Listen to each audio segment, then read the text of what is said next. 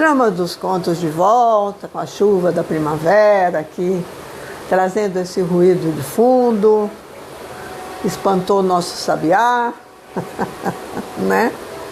E nós continuamos com um novo empreendimento de Trama dos Contos, que é falar dos encontros nos contos. Estamos fazendo uma introdução a esse tema, né? E a cada vídeo nós vamos nos aprofundando mais. Estamos abordando de início essa questão de nascermos dentro de uma visão cósmica, quando crianças nascemos com essa sensação de totalidade, né? E depois que nascemos, entramos para o encontro do mundo e para o encontro de nós mesmos, né? Tanto o encontro do mundo com a natureza, as pessoas, as experiências dos ancestrais e mais a nossa viagem interior, nós vamos construindo a nossa individualidade. E parece ser que esse processo está sendo bastante abalado, né, na nossa sociedade atual, no mundo internacionalmente. Nós estamos vendo cada vez mais crianças e jovens com depressão, adultos com síndrome de pânico e outros processos né, de desequilíbrio mental, emocional, e estamos vendo o redespertar de muitas guerras, né, cruéis, né? Não que não haja sempre uma guerrinha subjacente, né? Mas essas que são mais evidentes, potencialmente destrutivas, trazem muita preocupação, e convém a gente lembrar, né, que todos esses processos que o ser humano passa na vida, né, estão contidos nos contos, nos mitos, nas lendas, né? E vamos então revisitar esse espaço.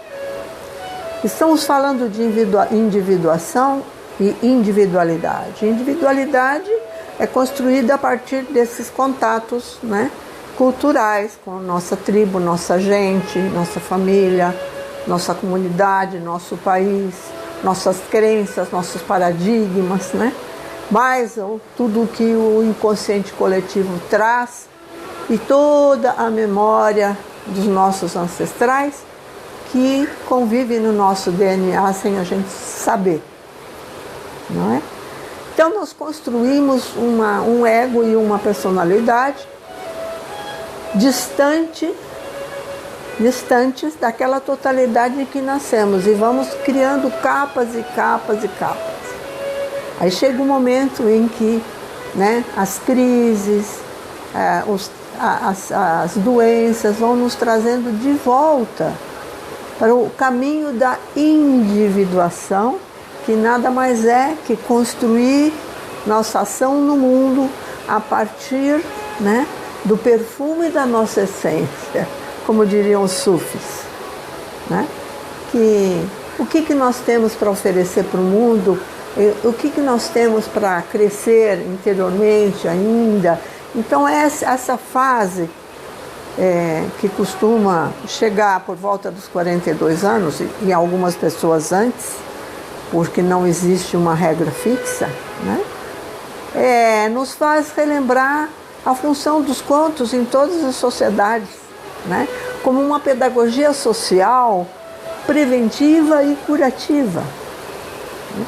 E todas as paisagens dos contos, os caminhos dos contos, os personagens dos contos nos falam desse processo de deixar a máscara da individualidade para crescer na individuação e no perfume da nossa essência. E disso é que nós vamos falar aqui nos próximos vídeos, como esse aspecto dos encontros, né, afetam esse processo de individuação. E acho que você tem uma pergunta, não? Eu tenho algumas perguntas, Elisa. Uma vez construída a individualidade, Como que se chega à individuação? Esse é um caminho árduo, né? É um caminho árduo, algumas vezes até bem doloroso, né? Mas os mestres estão aí para nos orientar, né?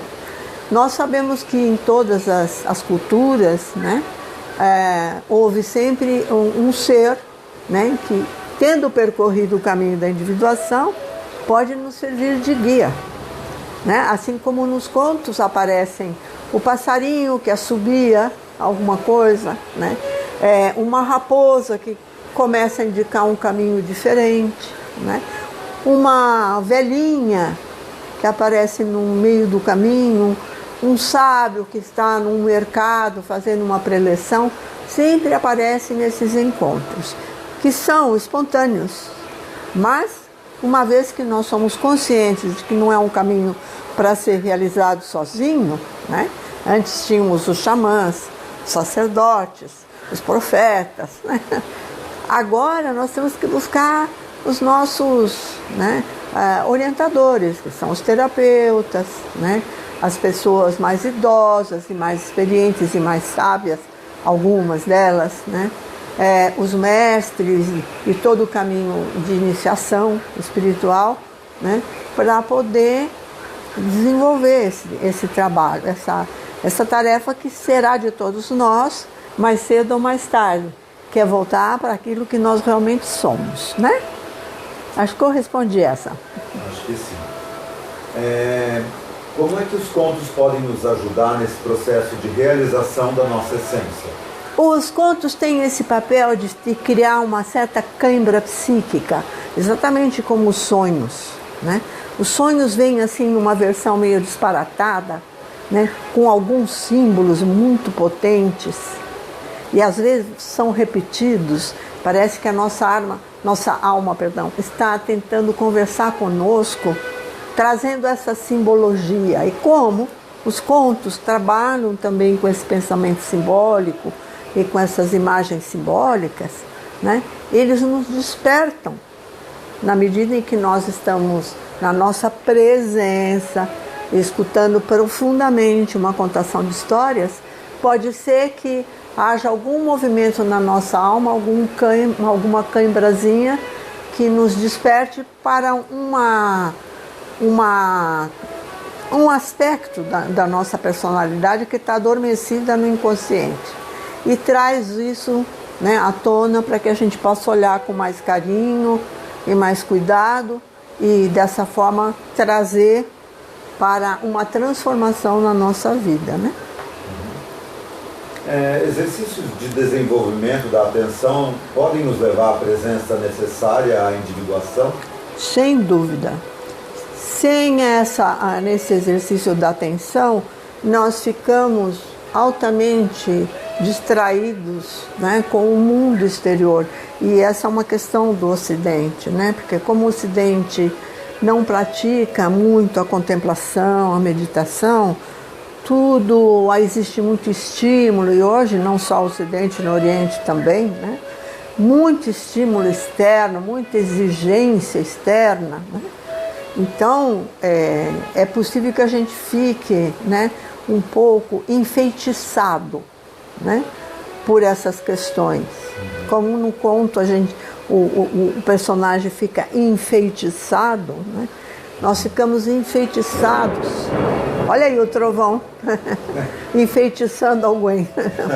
Então a gente fica enfeitiçado, né, por certos personagens até, né? Nos identificando e saindo da nossa individuação e voltando para a nossa máscara, né? Quando estamos enfeitiçados, nós estamos fora da nossa consciência. Estamos à mercê, né, de uma crença ou de uma figura ou de um pensamento que é totalmente inorgânico, né? E aí o conto nos traz essa volta, né, para essa organicidade, para essa vida maior. Muito bem. Os contos e o imaginário, eles podem ajudar na prevenção de doenças mentais, doenças sociais? Claro, como eu acabo de dizer, né, tem um aspecto preventivo do conto, que no geral é o que os professores fazem, os pais contando histórias da família, contando histórias de eventos mundiais que já passaram, né? Todo esse imaginário que é construído a partir, e mais a simbologia vigente, essa simbologia que tem a ver com a alma, que não seja gratuita e sem significado, tudo isso vai dando para a criança um repertório e para o adulto um repertório de abastecimento da alma, de tal forma que ela se dinamize a ponto de trazer uma revelação, né? Que pode ser uma revelação para um assunto pessoal, para um assunto social, para um assunto espiritual, de vários teores, né? Mas os contos trazem essa possibilidade, né? E se você consegue desenvolver a imaginação e a atenção, você já está criando uma ponte para esse imaginário atuar na sua alma. Legal, eu acho que eu tenho muitas perguntas, mas eu vou deixar para os próximos vídeos. Perfeito. Então eu vou contar uma história rapidinha. É um mestre sufi que estava trabalhando a questão da devoção com um discípulo, pediu a ele que fosse buscar no monastério dos irmãos cristãos uma jarra de vinho e deu uma jarra de vidro para o discípulo. O discípulo que estava em treinamento na devoção e na atenção, né, ficou desesperado, porque o vinho é proibido no Islã e ele achava que o mestre estava ficando louco. Assim mesmo ele foi até o monastério muito, né, desenchabido, pediu aos irmãos cristãos que faziam o vinho para a missa, que lhe desse uma jarra de vinho, porque o mestre estava pedindo. Os cristãos, mesmo sabendo que no Islã não se bebe vinho, não titubearam. Entregaram a jarra de vinho e o discípulo foi escondendo a jarra debaixo do seu manto até a casa do mestre. Quando ele chegou lá, o mestre falou: você está branco, você está com uma cara nervosa. O que aconteceu? Ele falou: mestre, eu tenho que confessar, eu fiquei muito constrangido de trazer o vinho pela cidade, porque sendo um islâmico, né, eu não podia dizer que o meu mestre ia beber vinho. Eu não posso concordar que isso exista na sua vida. E o mestre deu risada e falou: homem de pouca fé, dá uma olhada na sua jarra e pegue um copo. E quando ele pegou um copo e que ele virou a jarra de vinho, era pura água.